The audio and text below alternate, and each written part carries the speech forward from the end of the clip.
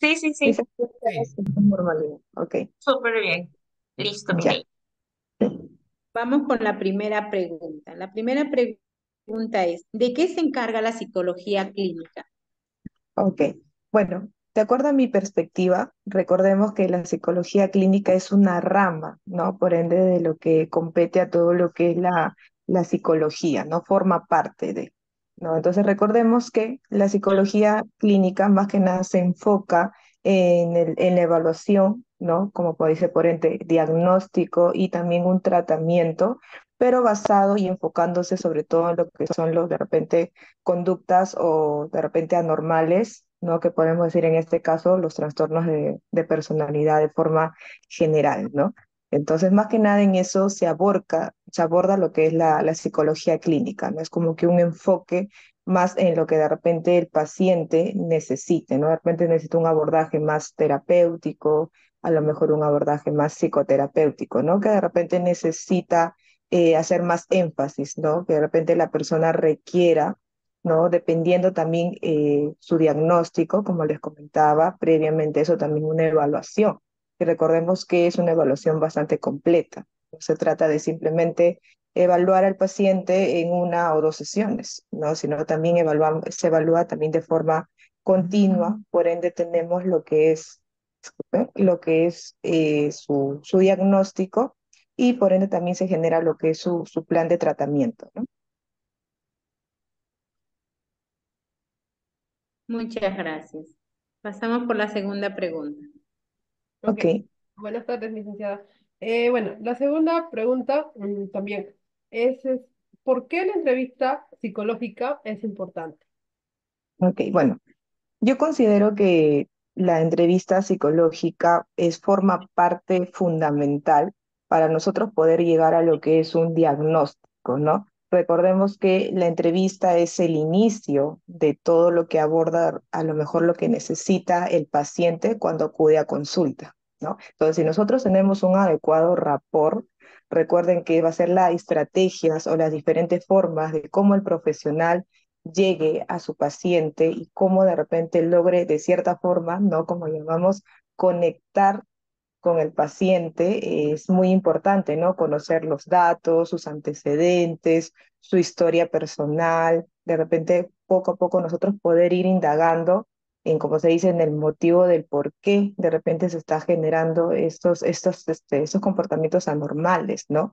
Que la persona pueda estar atravesando en ese momento, ¿no? Entonces, la entrevista personal es fundamental para que nosotros como profesionales podamos aportar en lo que necesite, ¿no? Entonces, recuerden que toda entrevista tiene que ver bastante con el rapport. Si uno como profesional a lo mejor no cuenta con las adecuadas estrategias, entonces no va a haber al inicio una buena, como se podría decir, una buena intervención. Y eso es lo que nosotros queremos, que el paciente se sienta seguro, que él pueda estar en una zona de confort.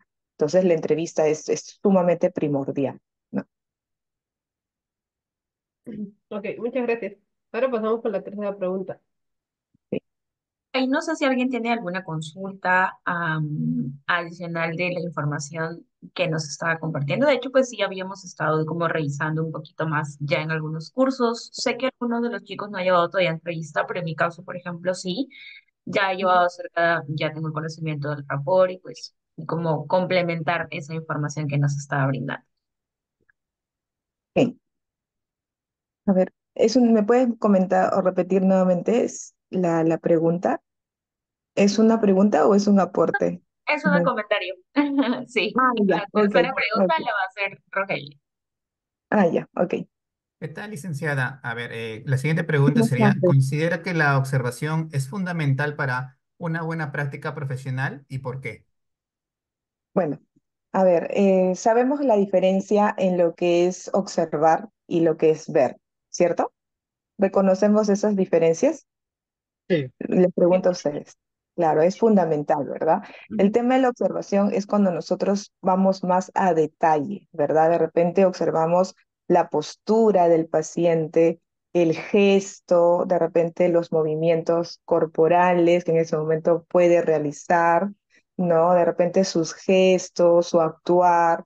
ustedes de repente cuando ingresan o cuando de repente observan de cómo el paciente está frente a consulta, su manera de repente de hablar es fundamental, ¿no? Entonces, considero que la observación sí es muy importante porque el profesional, como nosotros, podemos tener, como que se dice, más detalle de cómo nuestro paciente a lo mejor está ingresando, ¿no? Cómo es su estado emocional, cómo es su estado anímico, cómo es su semblante, hasta inclusive en su forma de hablar, incluso también en su forma de sentarse, ¿verdad? Entonces es muy importante la observación dentro de una entrevista psicológica, porque así también le demostramos al paciente que no solamente lo estamos escuchando, sino también que lo observamos a detalle lo que de repente nos está manifestando, porque a veces lo que de repente no lo puede expresar con palabras, lo puede expresar a través de gestos, ¿no? Entonces, dentro de una entrevista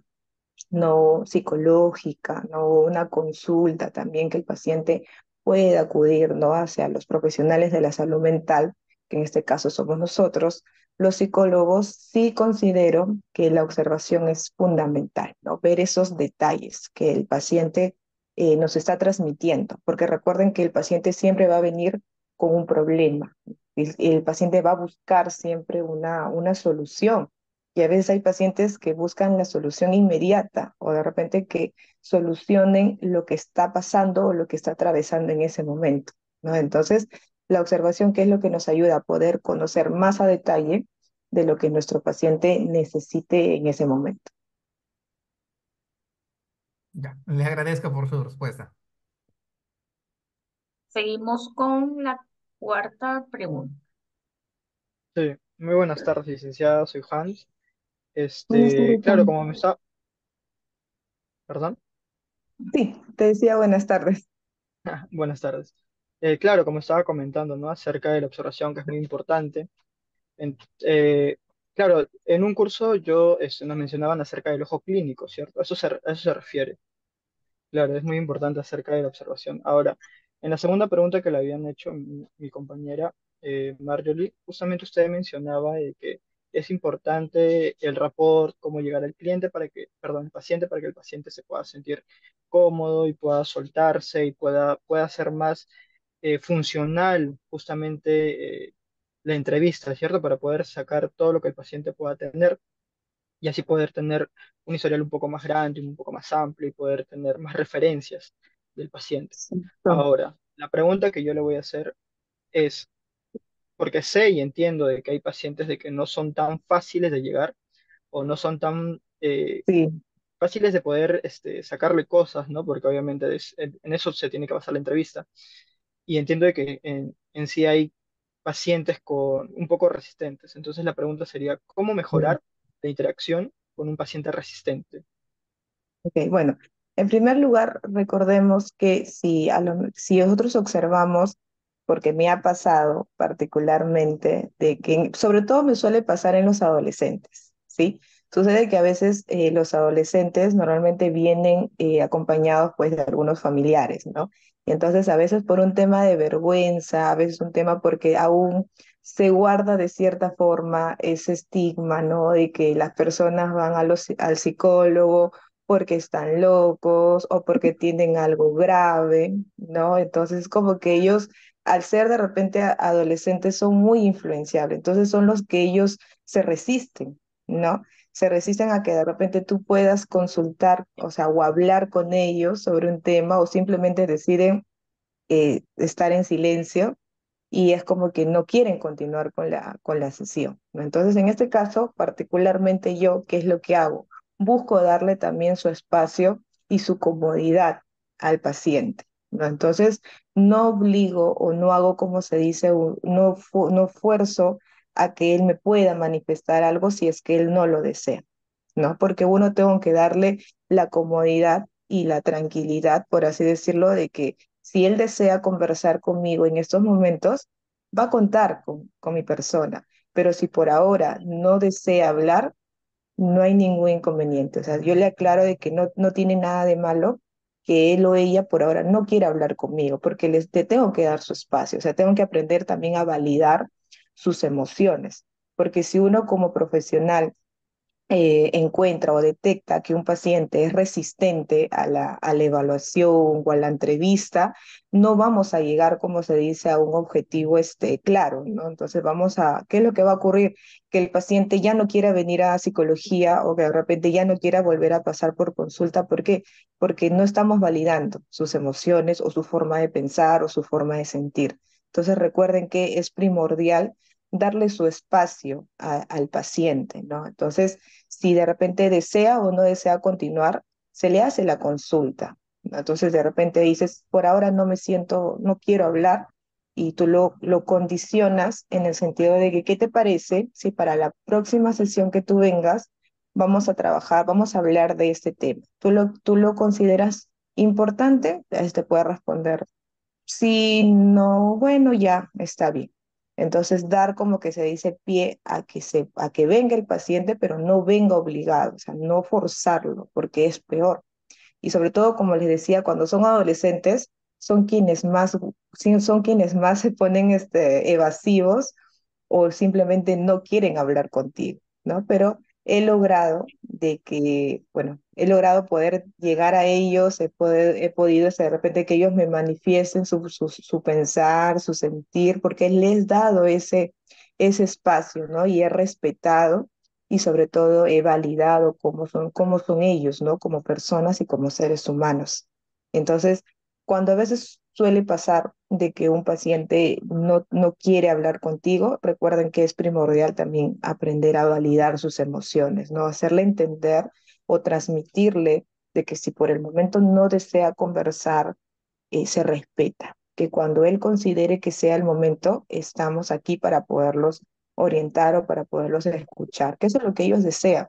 A veces vienen forzados, a veces hay pacientes que vienen obligados o hay pacientes que vienen por propia voluntad, ¿no? Entonces, ya sea de la forma en que ellos lleguen a nuestro consultorio, siempre recuerden que eso es primordial, validar sus sentimientos. Créanme que eso ayuda bastante a que el paciente se sienta seguro, que no se sienta obligado ni mucho menos forzado a querer hablar contigo, ¿no? Entonces, yo considero que se le debe respetar su espacio, su sentir, sus emociones al paciente, ¿no? Y luego ya en las siguientes evaluaciones, recuerden que hay que evitar lo que es la revictimización.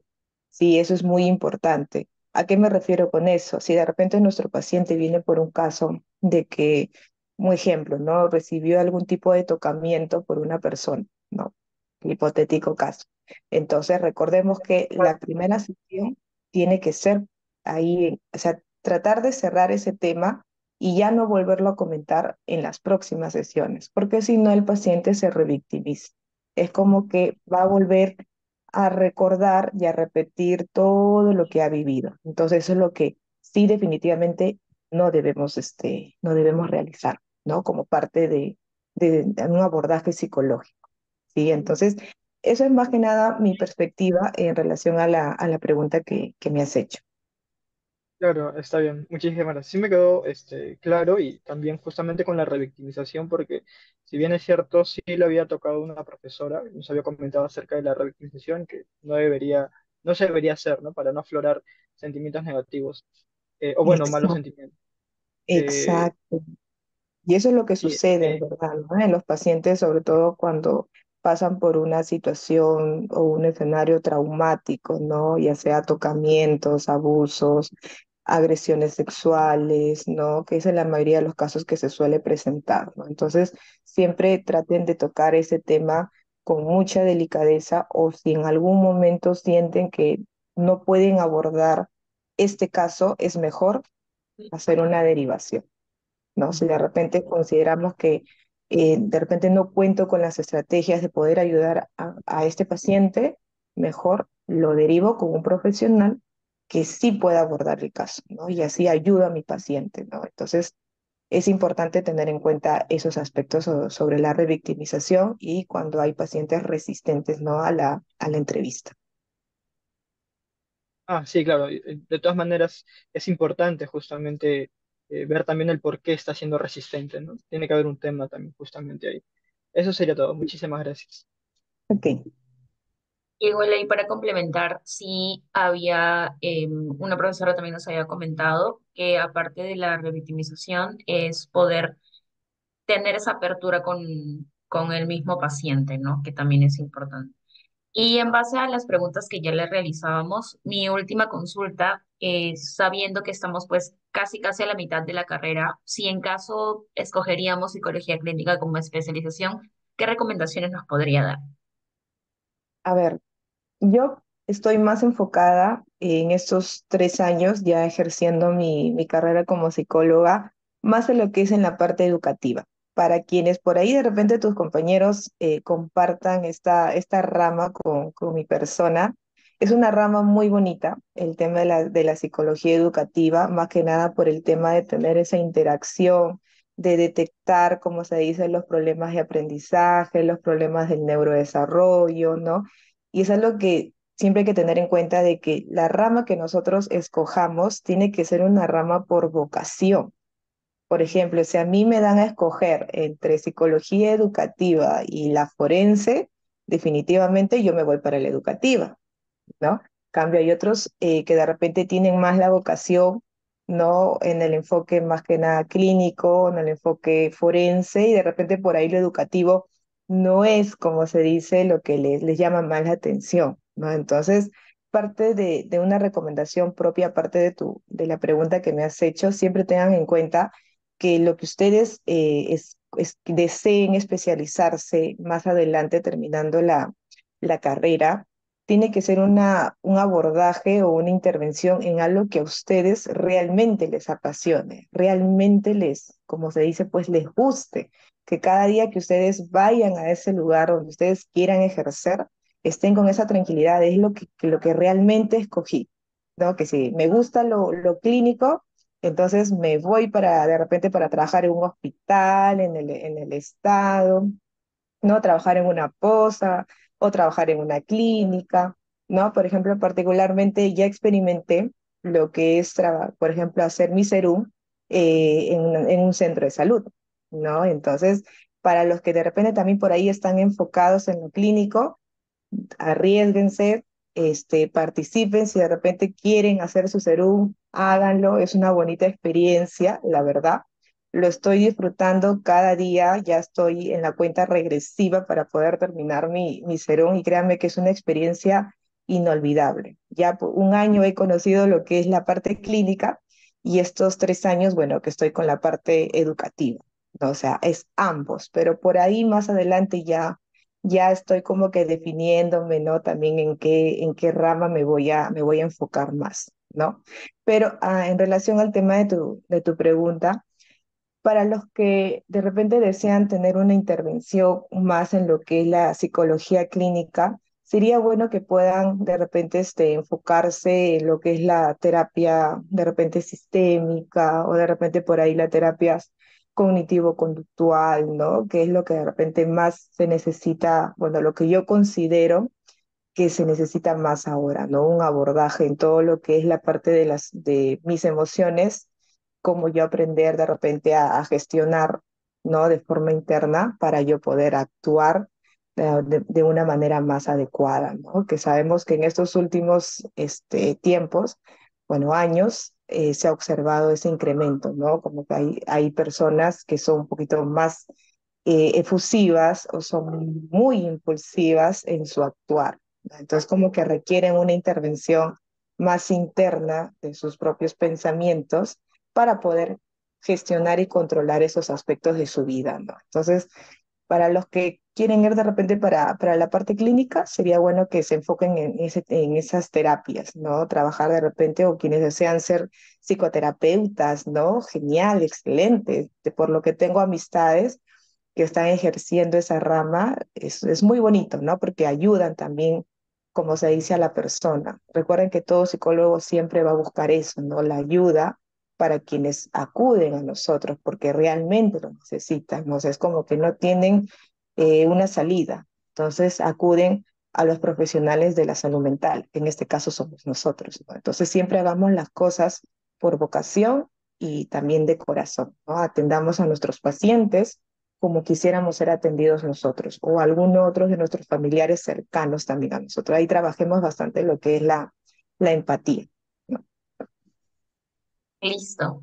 Muchas gracias por las recomendaciones. ¿Qué cosas si alguien más quiere agregar algo? Mm, ¿Todo bien? No, creo que eso Perfecto, sería todo, perfecto. aunque este, algo que me está llamando mucho la atención a mí en lo personal es el enfoque cognitivo. Y sí, de hecho le quiero dar ese enfoque a la psicología, ¿no? A mi psicología, o cómo yo Mm. quiero ver la psicología, ¿no? Y estaba muy interesado en el TCC, ¿no? En la teoría de cognitivo-conductual. ¿Tiene alguna recomendación cómo poder enfocarme más en eso o cómo poder entenderlo más? Bueno, particularmente, como mencionaba, no estoy muy, como se dice, plasmada en el tema de lo que es la psicoterapia o de repente por ahí la psicología clínica, pero yo sí te recomendaría que cuando quieras iniciar algún tipo de repente, ¿no? De curso de especialización, no, como se dice, para poder ser o lograr, como se dice, ser psicoterapeuta, porque eso es lo que yo comprendo, ¿verdad? Que te gustaría ser un psicoterapeuta, ¿cierto? Sí, Entonces, acude a centros que estén realmente validados, que no sean de repente centros que te puedan dar un curso de 3 meses o de 6 meses, porque no, porque la especialización en sí es como de 3 a 4 años, por lo que yo tengo entendido, ¿no? Entonces, si queremos especializarnos, yo te recomiendo que siempre busques un buen centro que te va a ayudar en esa formación más tu vocación, créeme que vas a ser un excelente psicoterapeuta, porque eso es lo que realmente se necesita, ¿no? La vocación, el interés que realmente uno desea llegar a tener. Entonces, si tú por ahí ya estás iniciando, como se dice, ese interés, hazlo de repente desde ahora, ¿no? Porque ya les falta poco para poder terminar su carrera y sería de repente interesante que mientras vas avanzando, ya cuando termines tu carrera, ya te puedes ir, como se dice, especializando, ¿no? En lo que tú realmente quieras, ¿no? Entonces sería parte de mi recomendación.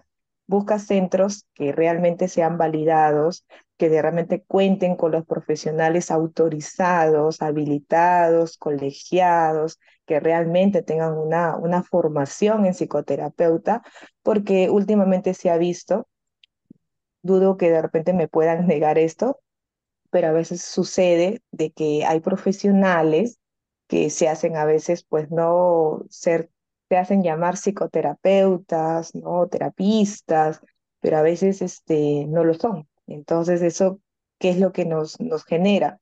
Que creamos profesionales que de repente a lo mejor no tengan adecuadas estrategias para poder abordar un tema que tenga que ver bastante con lo que es la salud emocional y psicológica de la persona, ¿no? Entonces, la salud mental sabemos que no es un juego, ¿no? Si viene un paciente de repente diciéndote de que se quiere suicidar, ¿no? Que de repente te diga, ¿sabe qué?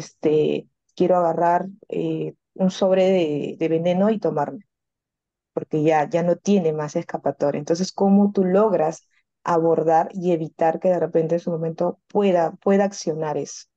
¿No? Entonces, si nosotros de repente no tenemos la adecuada estrategia, puede pasar que de repente le digamos algo que el paciente pues se revictimice y de repente podamos traer sensaciones del pasado y el paciente pueda cometer como se dice, un daño hacia su persona, ¿no? Entonces, siempre hay que tener bastante tino y bastante cuidado con las palabras que nosotros le digamos a nuestros pacientes. Y eso es parte de la experiencia. Yo sé que ustedes lo van a aprender. Yo particularmente también inicié así, trabajando bueno, como yo trabajé en colegio, también tenía un poco de temor de repente cómo poder abordar un caso pues de los adolescentes, sus problemas personales, emocionales. Luego me fui capacitando, fui de repente llevando cursos, ¿no? De cómo también tener un abordaje. Entonces eso también nos permite a nosotros como profesionales no fallar, como se dice ahí en el momento, porque a lo mejor como practicantes o como internos nos puede pasar. ¿Ustedes ya están llevando sus prácticas o todavía? Aún no, Todavía no, todavía. aún no. Todavía. estamos en quinto ciclo. Ajá. Ah, ya. Entonces ya están pronto, ya están prácticamente unos pasos de ser internos, ¿no? Ajá. Entonces, cuando somos internos, podemos de repente fallar, de repente por ahí equivocarnos, ¿no? Y ahí está nuestro jefe inmediato para, como dice, hacernos un llamado de atención. ¿no? De repente darnos algunas pautas o darnos algunas recomendaciones. Pero cuando ya somos profesionales, ahí ya no hay que evitar el tema de a lo mejor fallar, ¿no? Porque eso también demuestra, como se dice de repente, nuestra capacidad como psicólogo, ¿no? Y a veces los pacientes, por un psicólogo que de repente los atendió de una manera que no debía, dicen, no, los demás psicólogos también son así, y no.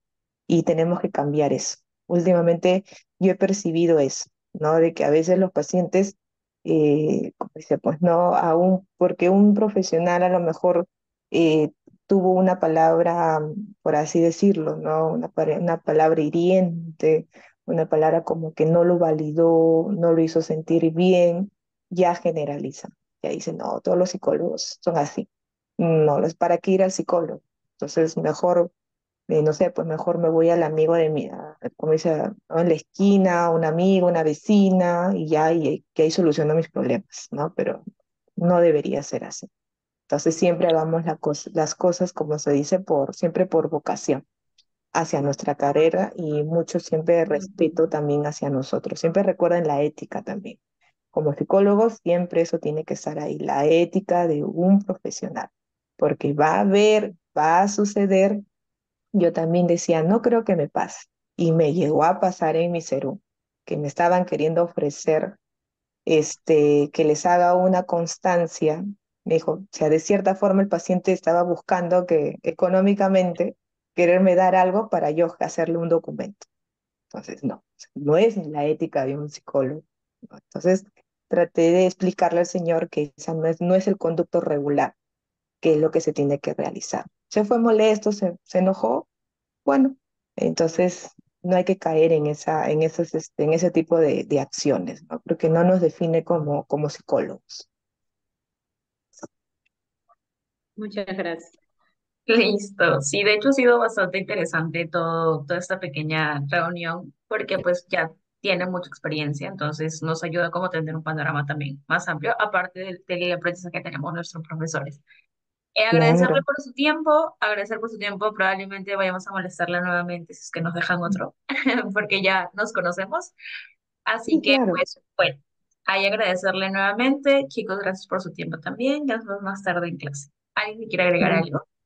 Sí, de igual manera, si en el caso se pueda dar una ayuda de mi persona hacia ustedes, créanme que no tengo ningún inconveniente. Como le dije a Rogelio, estoy presta para poderlo ayudar a él y a ustedes también, pero sí el tema de mis horarios, como se lo comenté, son un poquito complicados y un poquito por ahí, estoy con corto de tiempo, pero mientras yo me sepa organizar, créanme que estoy para poderlos ayudar. Sí, más bien gracias por su comprensión, porque sé que habíamos quedado para el día de ayer en la noche, pero el tiempo no me dio Ujú. y ya hoy día de hoy cuento con mayor disponibilidad, aunque sea un ratito, para poderlos ayudar y poderlos atender y estoy ahí presta para poderlos ayudar en lo que ustedes requieran.